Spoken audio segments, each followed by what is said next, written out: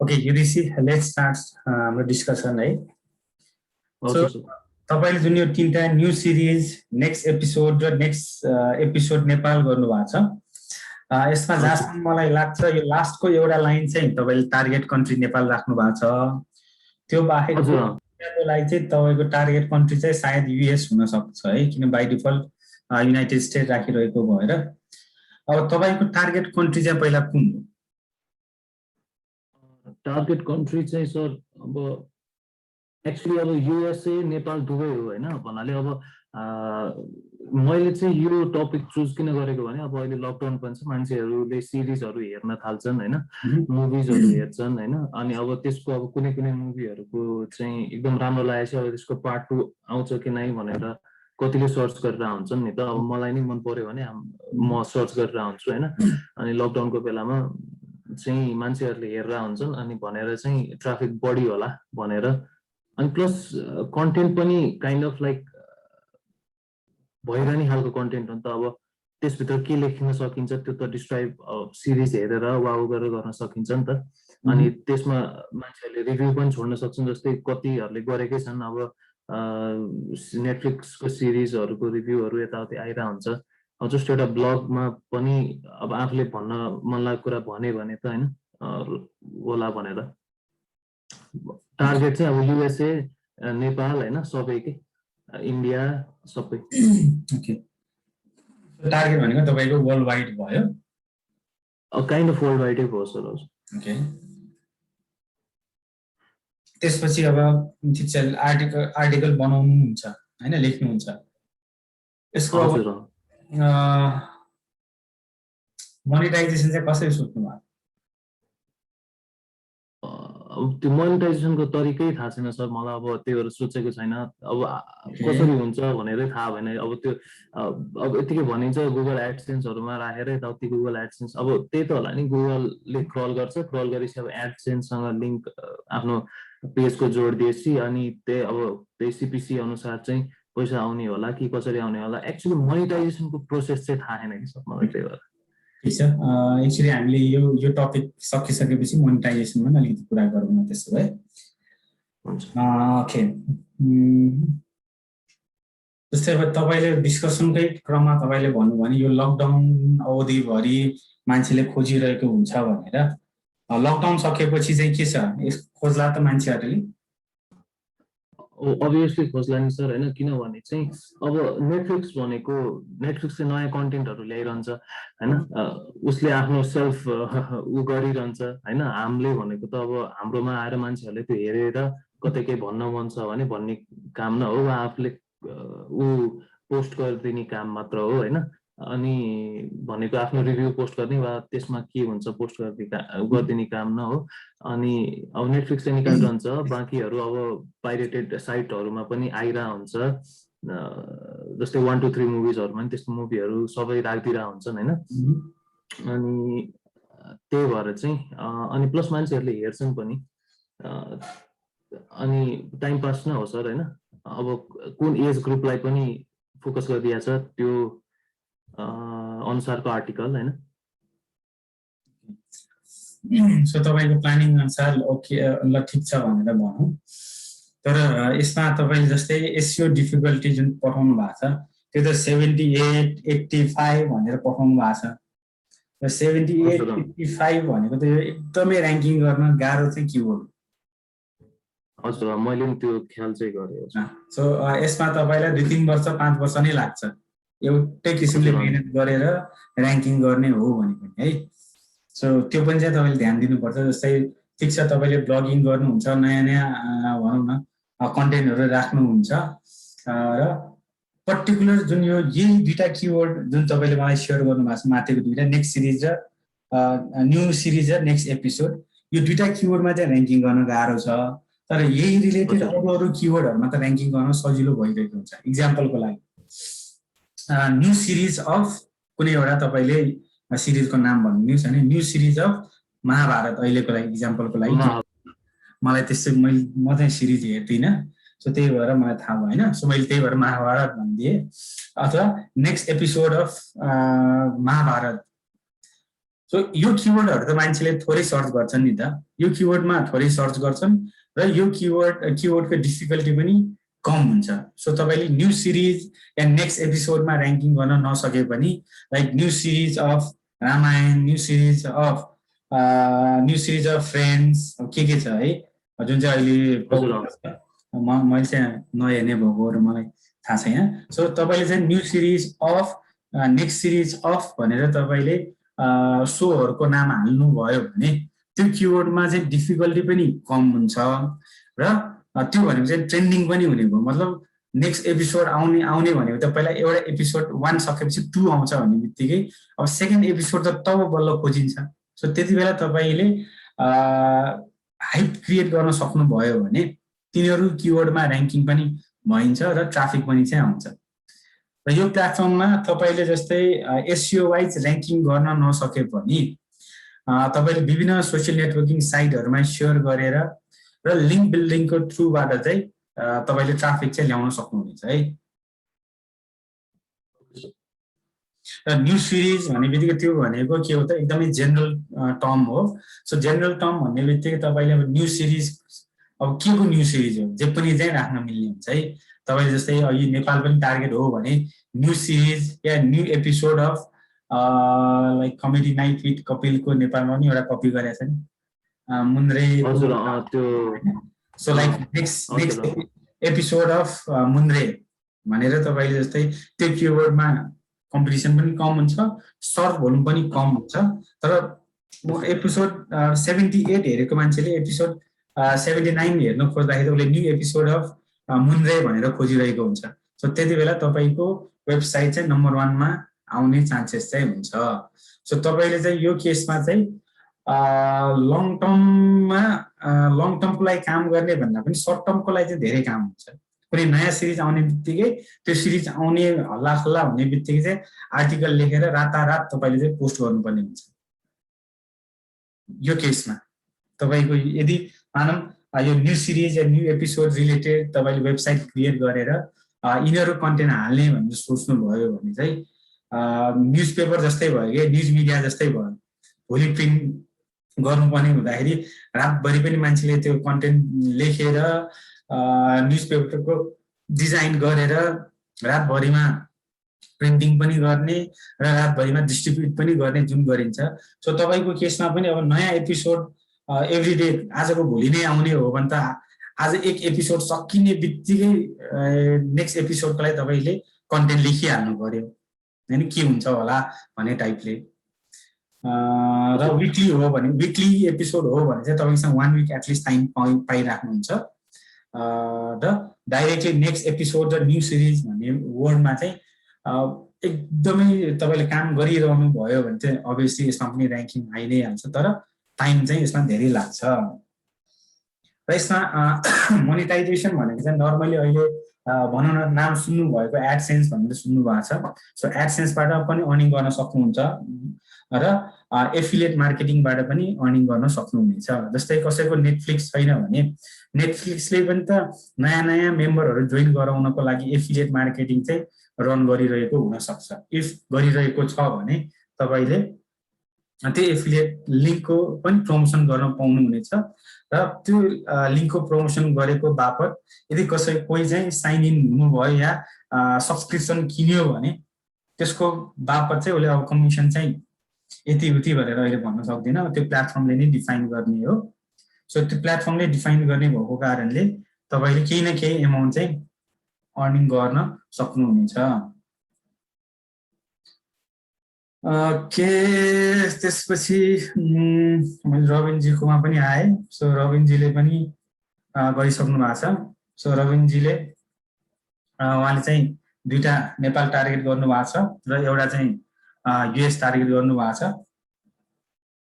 So उहाँले motivation भनेर एउटा छ, अर्को डिजिटल ब्याङ्किङ भनेर छ, अर्को चाहिँ स्टक मार्केट भनेर उहाँले 3टा टपिक हेर्नु भएको छ। स्टक मार्केट चाहिँ उहाँले त्यसको चाहिँ टार्गेट अडियन्स या टार्गेट कन्ट्री भनेको चाहिँ युएस राख्नु भएको छ।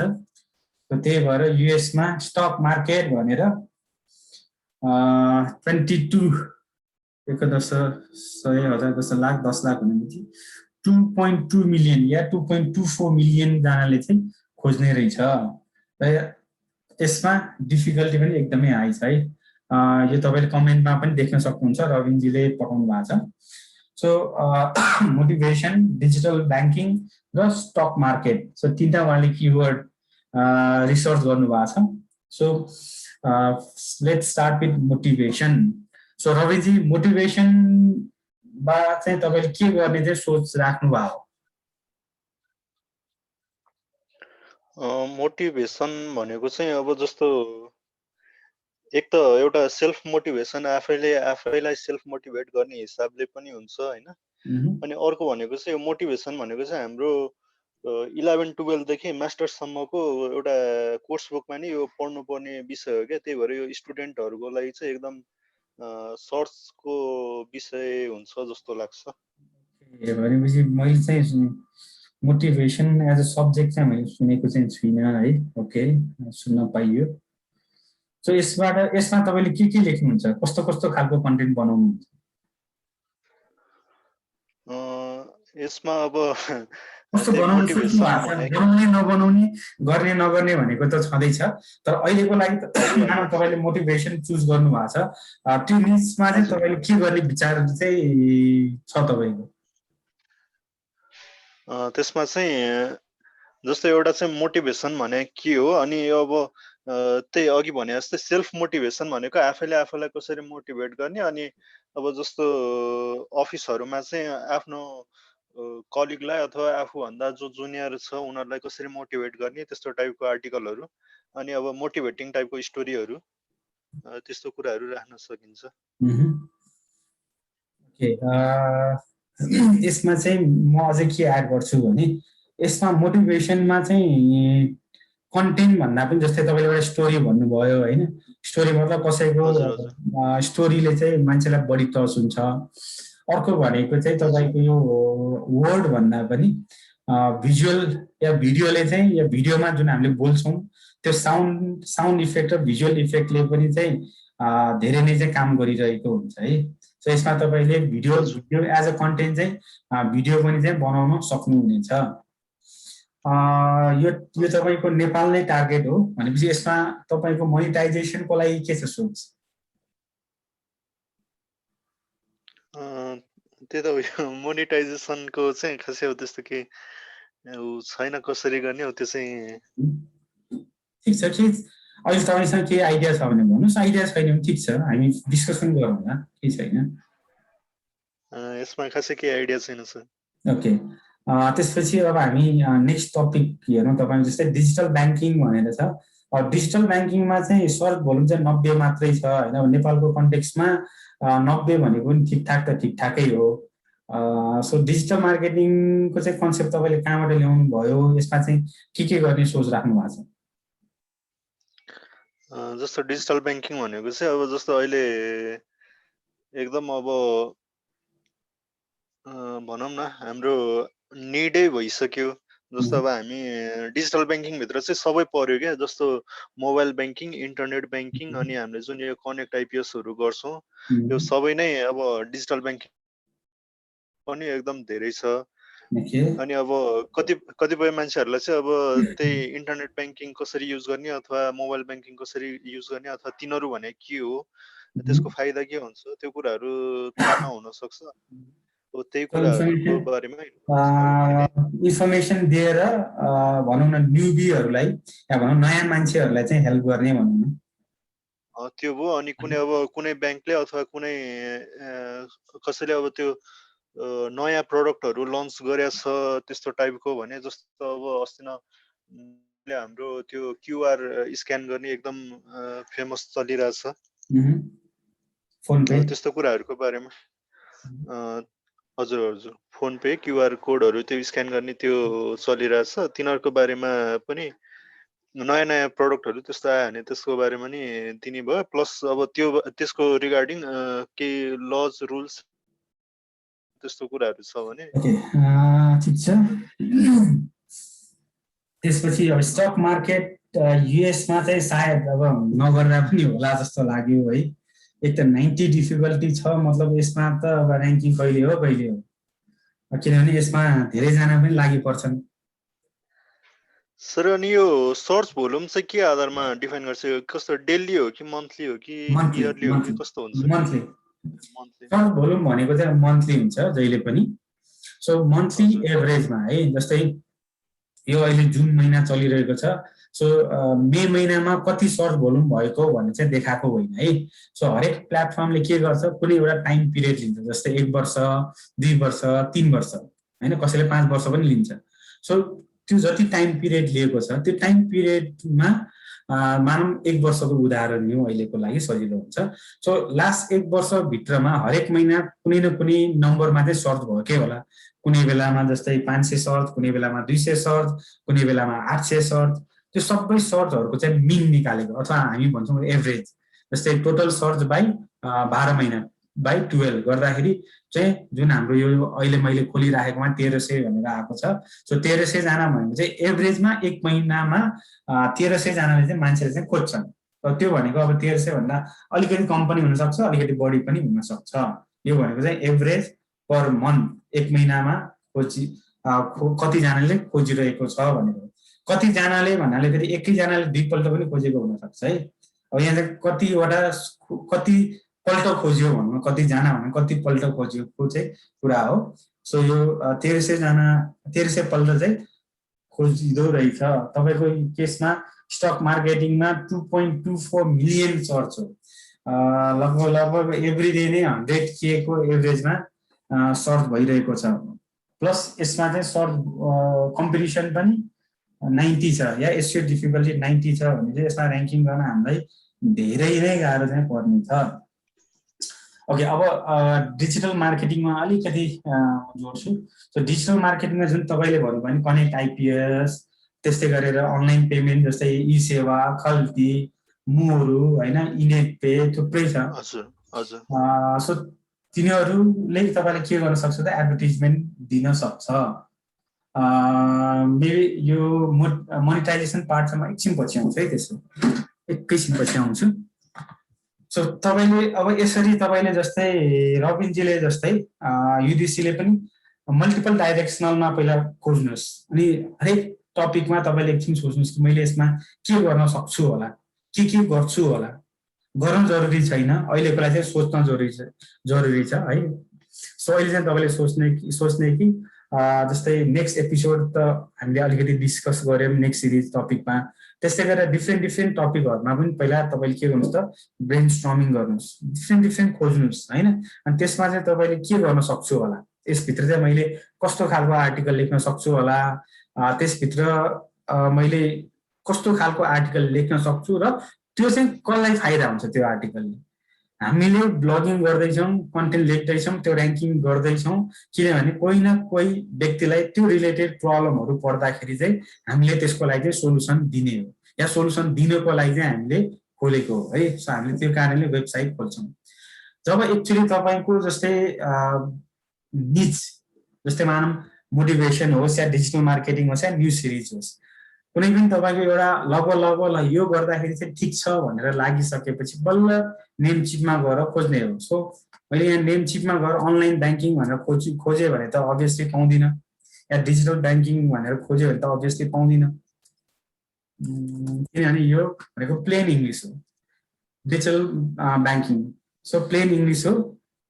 ओके, डिजिटल ब्याङ्किङ, ओके जी छुट्याएर रहेछ त्यही भएर देखायो। सो डिजिटल ब्याङ्किङ चाहिँ प्लेन इङ्ग्लिस भएको भएर 2001 मै चाहिँ यो के छ डोमेन चाहिँ रेजिस्टर भइसकेको छ। सो निज रिलेटेड तपाईँले डोमेन चाहिँ खोज्नु हो है। एक्ज्याक्ट म्याच चाहिन्छ भन्ने छैन, एक्ज्याक्ट म्याच भयो भने चाहिँ राम्रो, किनभने एक्ज्याक्ट म्याच पनि यतिजना मान्छेले खोजिरहेको छ भनेर आउँछ। तर एक्ज्याक्ट म्याच पाउन चाहिँ अब बिस्तारै हाम्रो नेक्स्ट जेनेरेसन हुँदै जान्छ नि, तिनीहरूलाई चाहिँ गाह्रो पर्दै जान्छ है। त्यही भएर आज भोलि मान्छेहरूले 100औँवटा 1000औँवटा डोमेनहरू किनेर चाहिँ पार्क गरेर राखेको छ। डोमेन किनबेच गर्ने पनि बिजनेस चाहिँ बनाइरहेको छ। सो तपाईँहरूले जुन डोमेन किन्नुहुन्छ त्यो डोमेन चाहिँ डाइरेक्टली यसरी प्लेन इङ्ग्लिस भयो भने झन् पाउन गाह्रो हुन्छ। तर यहाँ मैले नेपाल गरेँ भने फेरि पाउन सकिन्छ है फेरि। ओके, जस्तै नेपाल डिजिटल ब्याङ्किङ नेपाल गर्दाखेरि एभाइलेबल छ। डिजिटल ब्याङ्किङ इन नेपाल गर्दाखेरि किन एभाइलेबल भयो भन्दा यो डोमेन अनुसार यो त नेपालको लागि मात्र कन्टेन्ट लेखिन्छ हैन। सो नेपालीहरूले बाहेक अरू कसैले पनि यसरी डिजिटल ब्याङ्किङ नेपाल भनेर राखेर डोमेन किन्न खोज्दैन। त्यो कारणले पनि नेपाल राख्ने बेलामा चाहिँ एभाइलेबल हुन्छ। युडिसीको केसमा भने चाहिँ फेरि मैले नेपाल सजेस्ट गर्दिनँ है। युडिसीको केसमा किन नेपाल सजेस्ट गर्न मिल्दैन भने उहाँले त वर्ल्ड वाइड मान्छेलाई टार्गेट गरिरहनु भएको छ। सो वर्ल्ड वाइड मान्छेलाई टार्गेट गरेको कारणले मैले न्यू सिरिज मानौँ गरेँ।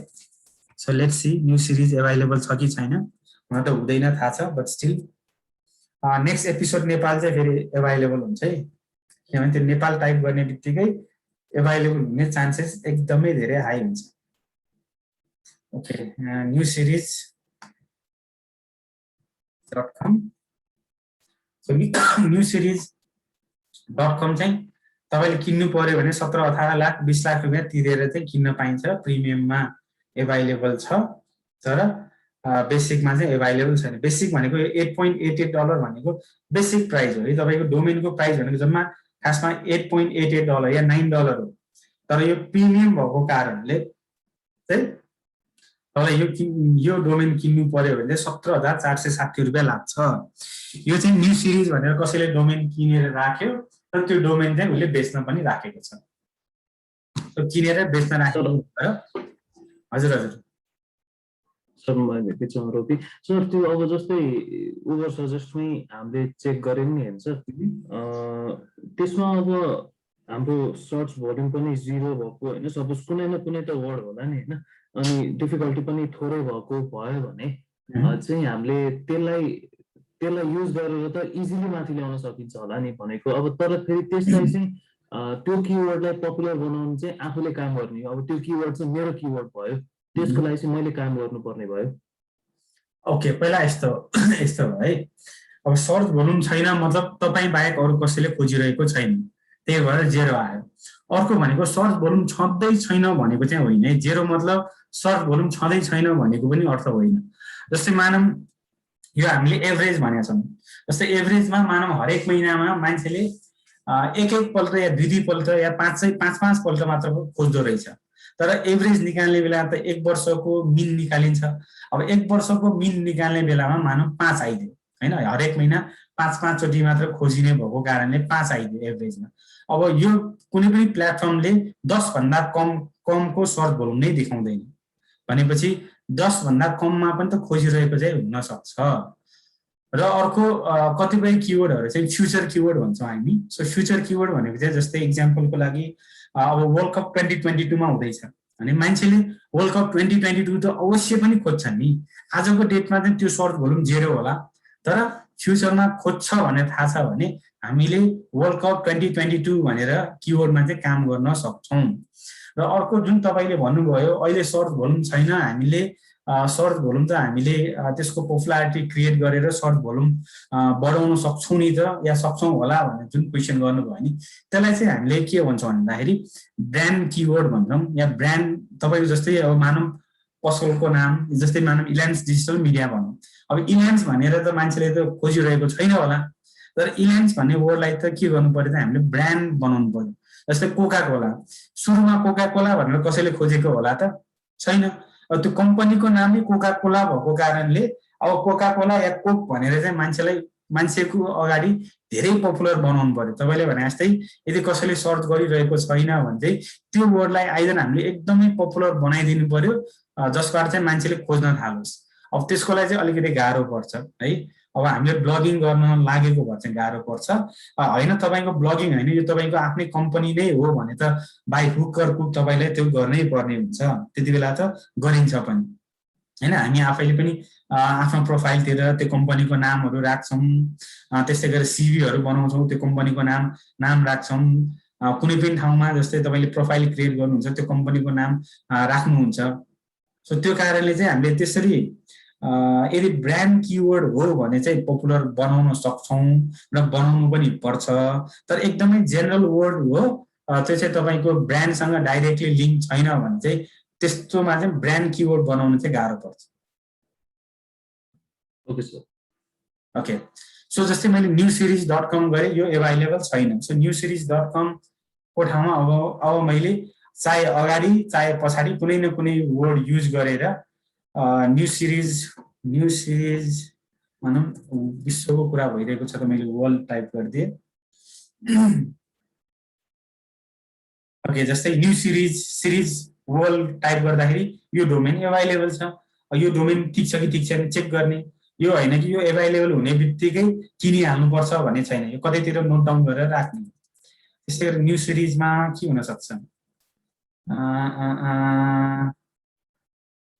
New series my new series let's see के छ एभाइलेबल छ कि छैन भन्ने हेर्नु जस्तै माई न्यू सिरिज पनि एभाइलेबल छ ओके नेक्स्ट एपिसोड भनेर हाल्नु न सर एकचोटि जस्तै favorite.newseries.com पनि एभाइलेबल छ हैन फेभरेट न्यू सिरिज पनि राम्रो छ ओके नेक्स्ट एपिसोड है तपाईको अर्को मैले नेक्स्ट एपिसोड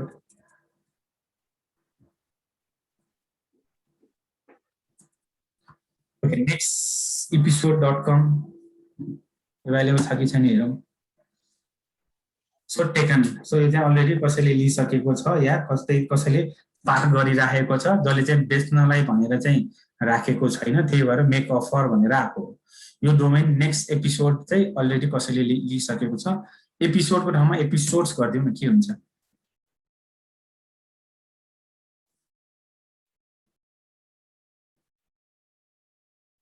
हैन यस राख्दाखेरि पनि इफ एभाइलेबल हुन्छ भने त त्यसले पनि काम गरिहाल्छ अब आउने एपिसोडहरु अब नेक्स्ट एपिसोड भनेको अब आउने एपिसोड्स भनेबित्तिकै नेक्स्ट एपिसोड्सहरु तपाईको लागि चाहिँ नेक्स्ट एपिसोड्स पनि किन युजफुल हुन्छ तपाईले त कुनै एउटा मात्र स्पेसिफिक प्रोग्रामको नेक्स्ट एपिसोडको बारेमा लेख्न लागेको होइन तपाईले त पोसिबल भएसम्मको नेक्स्ट एपिसोडको बारेमा लेख्छु भनेर ठान्नु भएको छ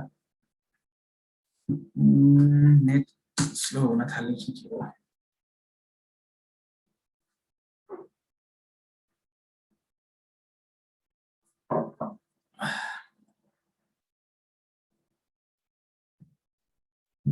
साइड नेट स्लो सर अब जस्तै त्यो जस्तै अब मैले त्यो नेक्स्टलाई हैन सर छोटाएर ई हटाइदिए भने हैन त्यो पनि गर्न मिल्ला हैन र त्यो पनि गर्न मिल्छ नेक्स्टलाई एनएक्सटी एपिसोड्स पनि गर्न मिल्छ यदि नेक्स्ट एपिसोड चाहिँ पपुलर वर्ड हो भने चाहिँ एनएक्सटी पनि गरेर हेर्न मिल्छ र अर्को भनेको इभन एनएक्सटी एपिसोड भनेर पनि एकचोटि सर्च भोल्युम के छ भनेर हेर्ने so exact match search volume पनि छ भने त झन् राम्रो हजुर मैले त्यो एनएक्सटी एपिसोड गर्दाखेरि चाहिँ डोमेन अवेलेबल थियो ओके त्यही चाहिँ अघि छ भनेर भनेको थिएँ ओके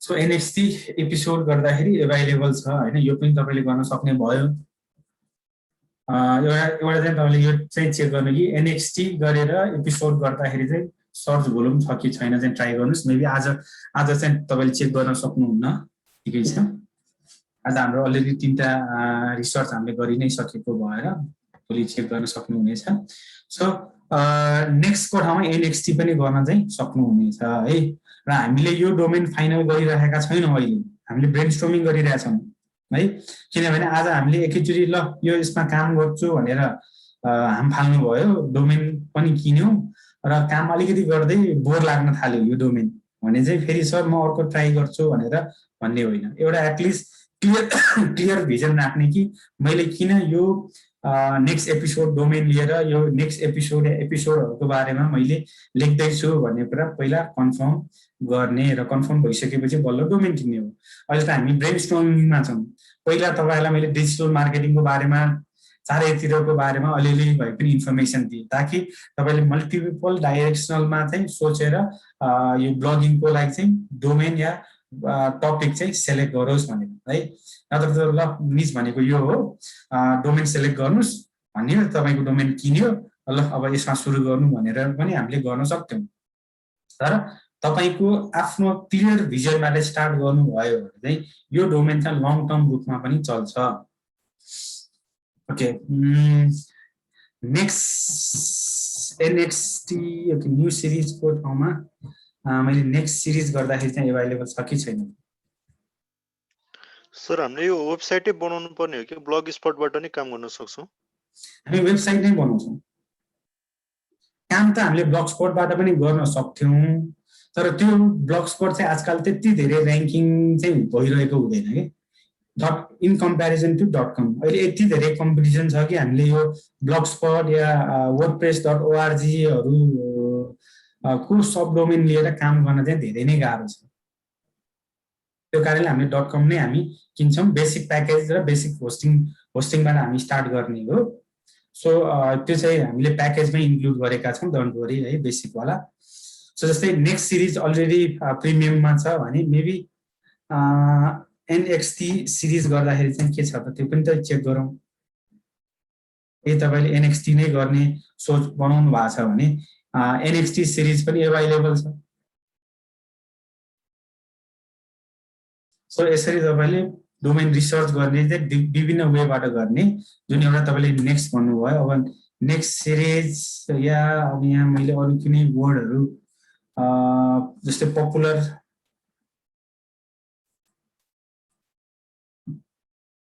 पपुलर नेक्स्ट सिरिज अथवा पपुलर न्यू सिरिज है, यिनीहरू पनि एभाइलेबल छ। पपुलर नेक्स्ट सिरिज पनि एभाइलेबल छ। पपुलर न्यू सिरिज एभाइलेबल छ कि छैन हेरौँ। जस्तै पपुलर यी मात्र भएर रहेछ। सो पपुलर न्यू सिरिज यो पनि एभाइलेबल छ। Popular new series, popular series मात्र पनि एभाइलेबल छ कि छैन त्यो पनि चेक गरौँ। कुनै राम्रो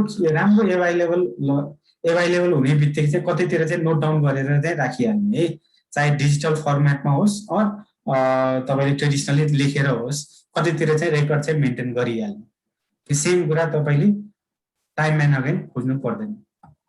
पपुलर सिरिज प्रिमियममा छ।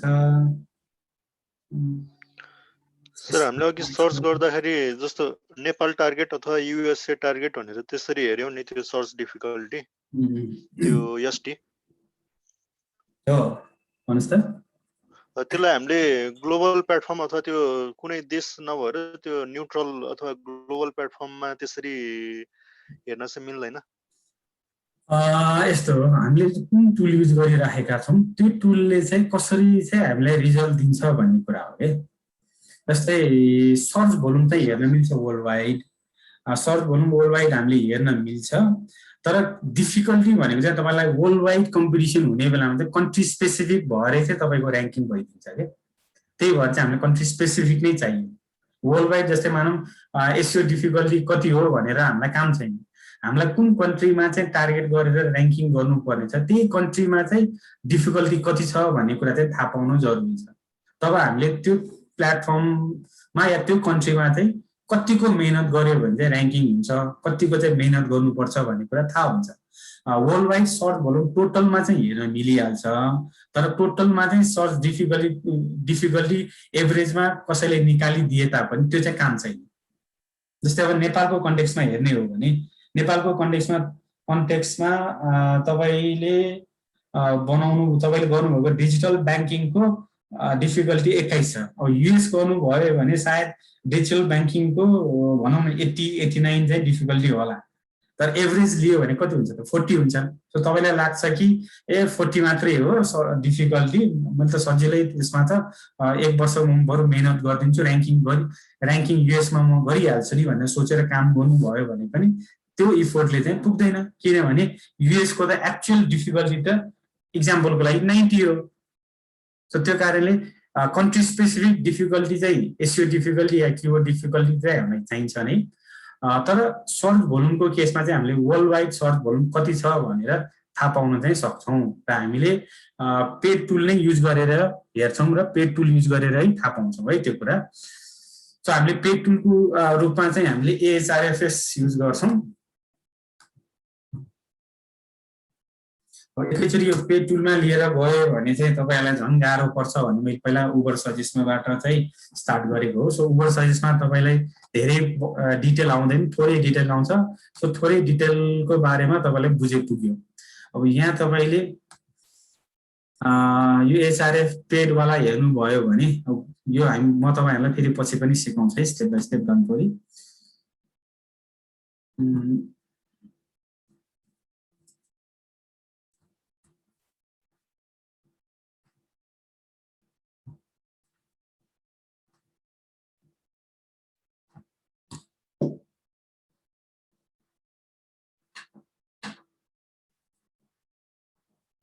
ओके, अब युएस को मैले डिजिटल बैंकिङ भनेर टाइप गरेर हेर्दाखेरि युएस मा चाहिँ 52 रहेछ डिफिकल्टी। युएस मा पनि खासै सर्च भोल्युम चाहिँ रहेन रहेछ, जम्मा 2300 जनाले मात्र डिजिटल बैंकिङ भनेर खोज्दो रहेछ।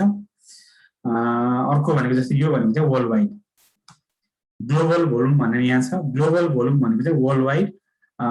सो तपाईकोमा चाहिँ बक्साले छेकिरहेको होला, सो बक्सालाई हटाउनुस् राइट साइडमा। जस्तै वर्ल्ड वाइड चाहिँ 1,54,000 मान्छेले चाहिँ यो डिजिटल बैंकिङ भनेर खोज्दो रहेछ।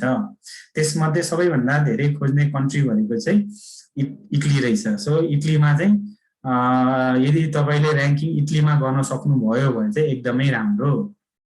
यो युनाइटेड स्टेटको ठाउँमा मैले इटली गरेर हेर्छु है। ओके, सो इटलीमा हेर्ने हो भने र्याङ्किङ गर्न पनि सजिलो रहेछ, जम्मा 13 मात्र रहेछ। कीवर्ड डिफिकल्टी या एसईओ डिफिकल्टी, सर्च भोल्युम चाहिँ यति धेरै छ।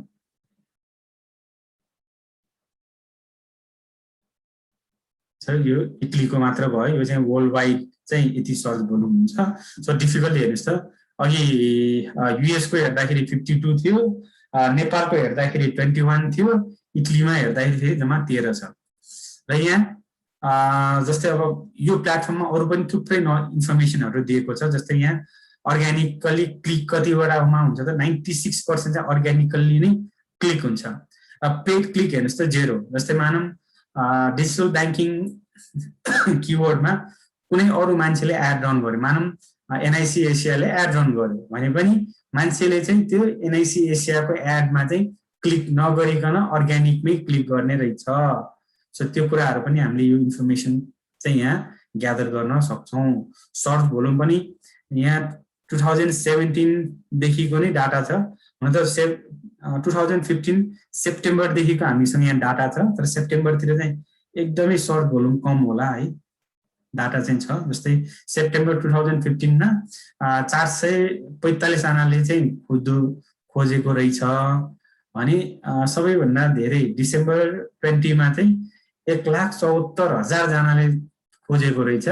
यो डिजिटल बैंकिङ भनेर इटली एउटा देशमा मात्रै है। यो चाहिँ हरेक महिनाको डाटा भयो। र तपाईले हरेक महिनाको डाटा पनि पाउन सक्नुहुनेछ। यो हरेक महिनाको डाटा चाहिँ किन चाहिन्छ भने कतिपय बिजनेसहरु सिजनल हुन्छ। जस्तै कुनै विन्टरमा मात्र चल्ने, कुनै समरमा मात्र चल्ने। जस्तै स्कुलको कुरा गर्ने हो भने एडमिसनको टाइम भनेको त एकचोटी मात्रै आउँछ। सेमिस्टर वाइज एक्जामहरु हुने हो भने मेबी सेमिस्टर वाइज इन्टेकहरु हुने छ, कुनै युनिभर्सिटीमा त हुन्छ पनि हैन।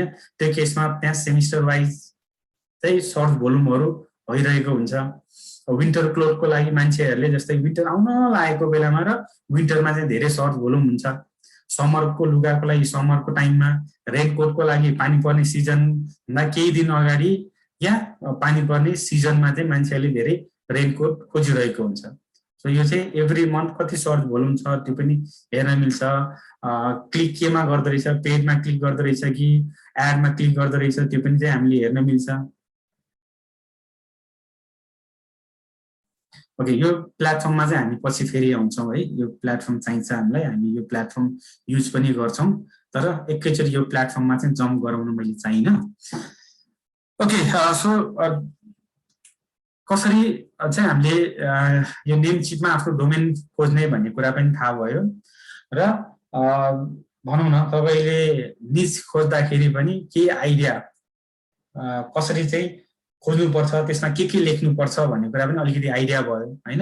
जस्तै तपाईले नै भन्नु भने अब डिजिटल बैंकिङको बारेमा मैले वेबसाइट बनाउँछु भने यो लेख्छु त्यो लेख्छु भनेर हो।